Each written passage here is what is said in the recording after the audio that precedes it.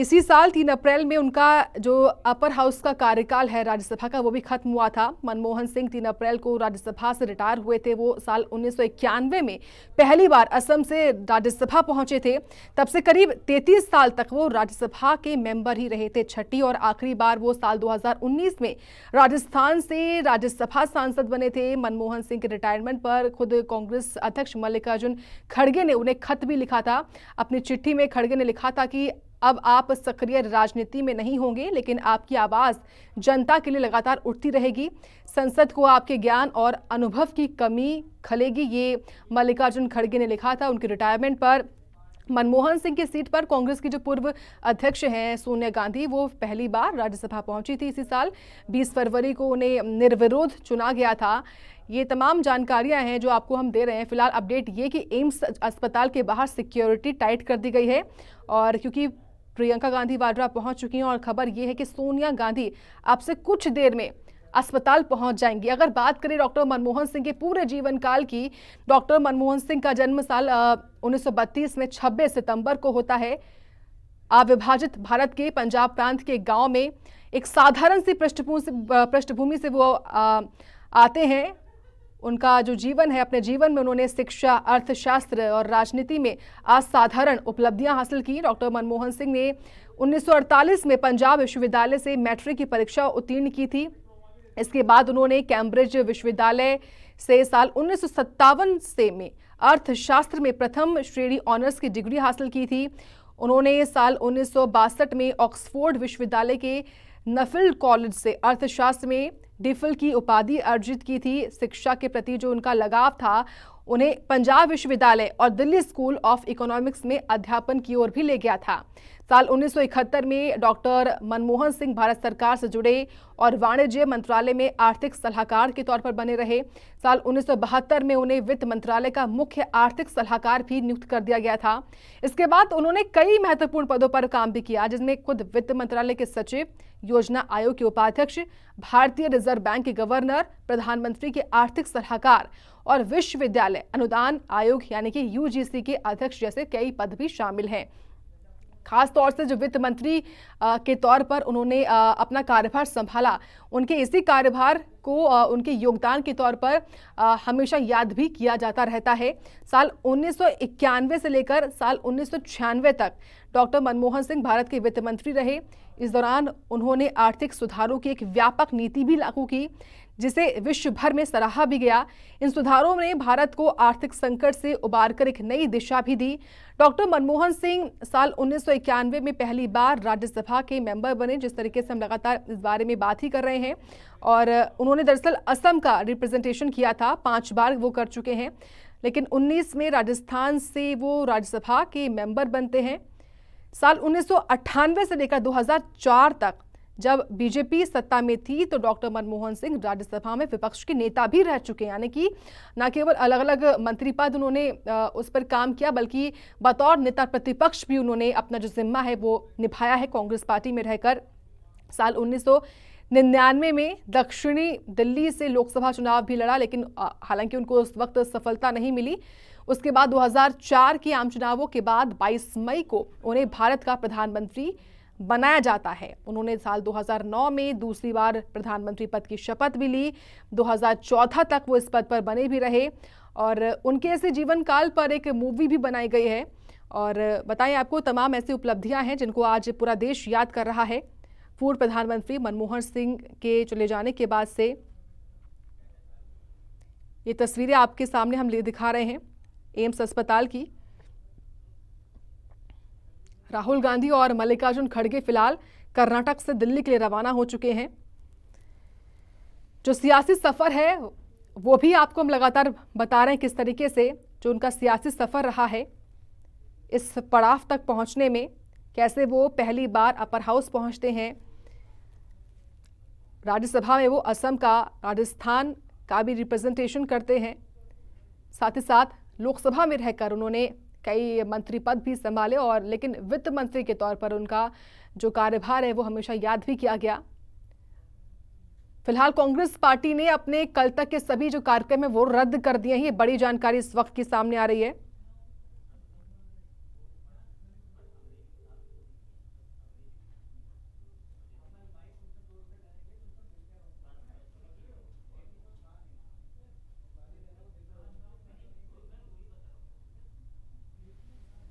तो देश के 2 बार प्रधानमंत्री रह चुके डॉक्टर मनमोहन सिंह का निधन हो चुका है। वो एक अर्थशास्त्री भी हैं, प्रधानमंत्री भी थे।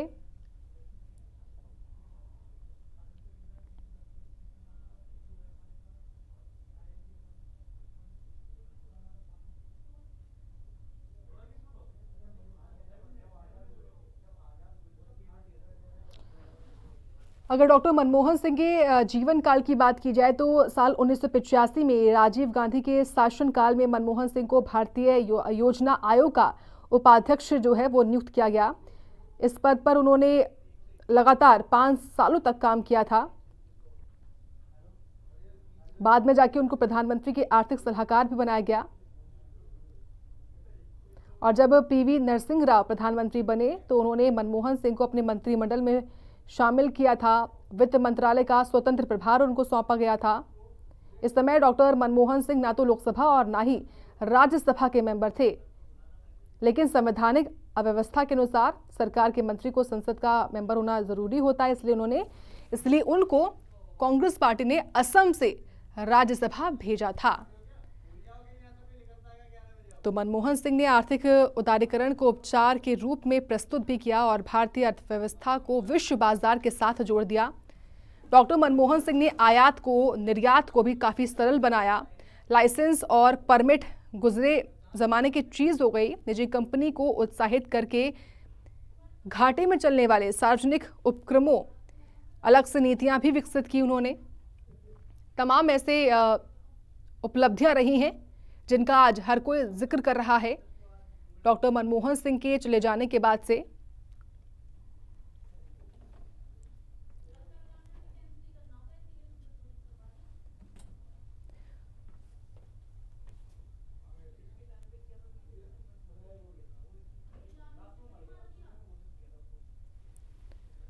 तो दिल्ली से बड़ी खबर, जहां पूर्व प्रधानमंत्री डॉक्टर मनमोहन सिंह का निधन हो गया है।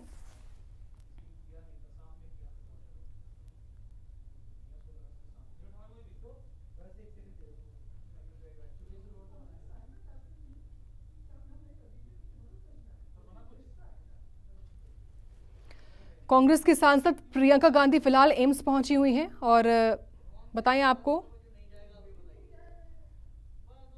सोनिया गांधी के भी एम्स पहुंचने की जानकारी मिल रही है।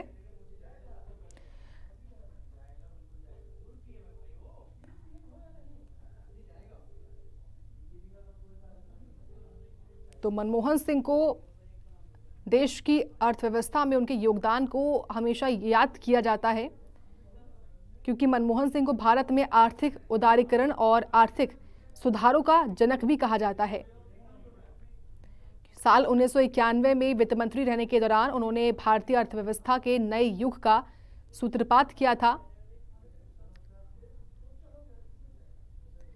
साल 2004 में संयुक्त प्रगतिशील गठबंधन यानी कि यूपीए सरकार में वो देश के 13वें प्रधानमंत्री भी बने थे। उन्होंने न सिर्फ अपना 5 साल का कार्यकाल पूरा किया, बल्कि साल 2009 से लेकर 2014 तक फिर से वो देश के प्रधानमंत्री भी रहे, यानी कि 2 बार प्रधानमंत्री रह चुके डॉक्टर मनमोहन सिंह भारत के।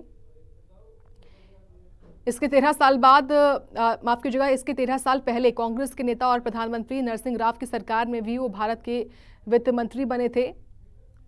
और प्रधानमंत्री रहने के दौरान मनमोहन सिंह ने कई साहसिक फैसले भी लिए थे, लेकिन इसके साथ साथ उनका जो ज़्यादा योगदान है वो वित्त मंत्री रहने के दौरान भारतीय अर्थव्यवस्था में उनका याद किया जाता है। हमारे साथ इस खबर पर कांग्रेस के प्रवक्ता सुरेश जी जुड़ चुके हैं। सुरेश जी, आपका स्वागत है। लेकिन जो ये बड़ी और दुखद खबर है आज हम सभी के लिए कि पूर्व प्रधानमंत्री डॉक्टर मनमोहन सिंह अब हमारे बीच में नहीं रहे हैं, उनके योगदान को आज आप कैसे याद कर रहे हैं? देखिए, डॉक्टर मनमोहन सिंह जी को सिर्फ भारत माता या हिंदुस्तान के लोग ही नहीं बल्कि पूरी दुनिया के लोग आज उनकी एक काबिलियत को याद कर रहे होंगे, जिन्होंने भारत को तो एक अर्थशास्त्री के तौर पर एक नई दिशा दी और किसी से भी छिपी नहीं है ये चीजें। उनका वो लोकसभा में दिया गया वक्तव्य आज बार बार याद आता है। उन्होंने कहा था कि काम ऐसा करें कि आपकी खामोशी शोर मचा दे। जी। डॉक्टर साहब के ऊपर अगर कोई किसी ने आरोप भी लगाया तो उनकी शालीनता भरे इस जवाब ने ये साबित किया कि इंसान की जो काबिलियत होती है उससे ऊपर कोई चीज नहीं है, जो हुनर होता है। और हिंदुस्तान की युवा पीढ़ी ने उनके समय में जो अर्थशास्त्री के तौर पर उन्हें सुविधाएं प्रदान की जी। और जो देश को तरक्की की ओर वो लेके गए। और हमें याद है कि न्यूक्लियर डील के ऊपर उन्होंने जिस तरीके से दुनिया में भारत की इज्जत को बरकरार रखा, मजबूत फैसले के साथ। और यही नहीं, अनेक बार कई चुनौतियां आई राजनीतिक तौर पे भी, लेकिन हमारे डॉक्टर मनमोहन सिंह जी ने हमेशा देश को, राष्ट्र को, अपनी युवा पीढ़ी को तवज्जो दी। और परिणाम सबके सामने।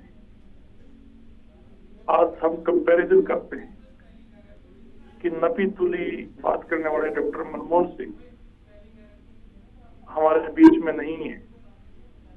इवन जब वो देश के प्रधानमंत्री नहीं रहे थे और इस दौर में राजनीतिक जो बातें होती थी तो युवा वर्ग, पढ़ा लिखा वर्ग, जो सभ्य नागरिक थे, वो सब याद करते थे कि एक जमाना वो था जब डॉक्टर मनमोहन सिंह जी प्रधानमंत्री हुआ।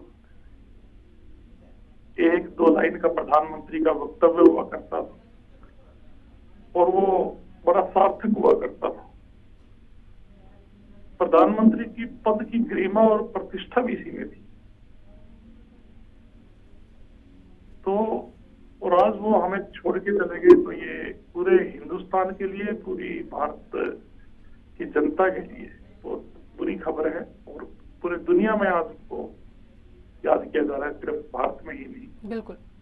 जो पढ़ा लिखा तबका है, चाहे वो विश्व के किसी भी कोने में क्यों ना हो, तो वो डॉक्टर साहब से शुरू से प्रभावित रहे। और उन्होंने तो देखिए प्रधानमंत्री से पहले भी रिजर्व बैंक के गवर्नर के तौर पर भी देश की सेवा की, और उसके बाद नरसिम्हा राव जी की सरकार में वित्त मंत्री के तौर पर भी सेवा की, और उसके बाद सोनिया गांधी जी के साथ एक प्रधानमंत्री के, सफल प्रधानमंत्री के तौर पर भी देश की सेवा की। जी। एक समय था कि पूरी दुनिया में अर्थव्यवस्था लड़खड़ाई हुई थी। विकसित देश भी सामना नहीं कर पा रहे थे गिरती हुई अर्थव्यवस्था का, लेकिन डॉक्टर मनमोहन सिंह जी के प्रधानमंत्री काल में इसके लिए देशवासी और हम सब सोनिया जी का भी धन्यवाद करते हैं कि उन्होंने एक हीरे की पहचान करके, कहते हैं हीरे की पहचान जौहरी को होती है, श्रीमती सोनिया गांधी जी ने हीरे की पहचान करके डॉक्टर मनमोहन सिंह जी को प्रधानमंत्री जब नियुक्त करने में सहयोग किया सांसदों का, तो मनमोहन सिंह जी के समय में हमारी अर्थव्यवस्था जो की जो कायम रही, ये सबसे बड़ी बात थी जी। जबकि हम एक विकसित देश नहीं थे, हम विकासशील देश में आते। न्यूक्लियर डील के साथ साथ लड़खड़ाती हुई अर्थव्यवस्था को सही रखना हिंदुस्तान जैसे देश के लिए, जहाँ भाषाएं अनेक हैं, राज्य अनेक हैं, संघीय ढांचा अपनी बात करता है और धर्म भी काफी हैं और राजनीतिक दल भी पता नहीं चलता कितनी पार्टियां हैं प्रदेश में, हर शहर में छोटी छोटी पार्टियां मिल जाती। ऐसे देश को एक सफल नेतृत्व देना कोई छोटी बात नहीं होती। आज पूरा देश डॉक्टर मनमोहन सिंह जी के जाने की इस खबर को सुन के बहुत परेशानी में है और इस कमी को हम पूरा नहीं कर पाएंगे। बिल्कुल सुरेश जी, और यही वजह भी है कि आज हर एक राजनेता उनको याद कर रहा है, उनके योगदान को याद कर रहा है, तमाम योगदान जिनका आपने आज जिक्र भी किया। और देखिए भले ही से ऊपर उठकर हर भारतवासी डॉक्टर मनमोहन सिंह जी के योगदान को भुला नहीं पाएगा। जी बिल्कुल सुरेश जी, देखिए भले ही कुछ समय से वो कई पब्लिक कार्यक्रमों में शामिल नहीं थे, लेकिन इसी साल अप्रैल के महीने में उनका जो राज्यसभा का कार्यकाल है वो समाप्त हुआ था। यानी कि 90s की उम्र में भी आके राजनीति से जुड़े हुए देश हित में तमाम जो फैसले हैं उनका योगदान अपने उम्र के इस पड़ाव में भी वो छोड़ के गए थे।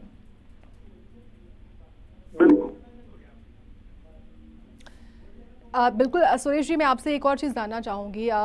हालांकि आप काफ़ी भावुक भी हो रहे हैं, याद कर रहे हैं तमाम जो पल रहे हैं या फिर जो योगदान रहा है डॉक्टर मनमोहन सिंह का देशवासियों के लिए, देश के लिए खास तौर से। ऐसा क्या कभी आपको मौका मिल पाया कि आपने डॉक्टर मनमोहन सिंह से मुलाकात की हो, उनको देखा हो? कुछ वो पल अगर आप साझा कर पाए तो। नहीं, मिले जरूर है, लेकिन देखिए जो प्रधानमंत्री थे मिलना जरूर हुआ जी, लेकिन उनकी सरलता ही हम बता सकते हैं कि जैसे एक आम पार्टी कार्यकर्ता से इतने बड़े पद पर रहने के बाद और इतने एक इंटेलेक्चुअल व्यक्ति होने के बाद भी वो जिस सरलता और सहजता का अनुभव हुआ, तो वही हम बता सकते हैं। कोई ज्यादा हमारी कभी वार्तालाप या ऐसा मौका तो नहीं मिला, लेकिन शायद नए साल का एक कार्यक्रम था, उसमें हम बधाई देने के लिए, नए साल की शुभकामनाएं देने के लिए 2008 में मुझे मौका मिला था जी। तो लेकिन उनकी ऐसा लगता नहीं था कि इतने बड़े पद पर बैठने वाला व्यक्ति इतना सरल और इतना सहज भी हो सकता है।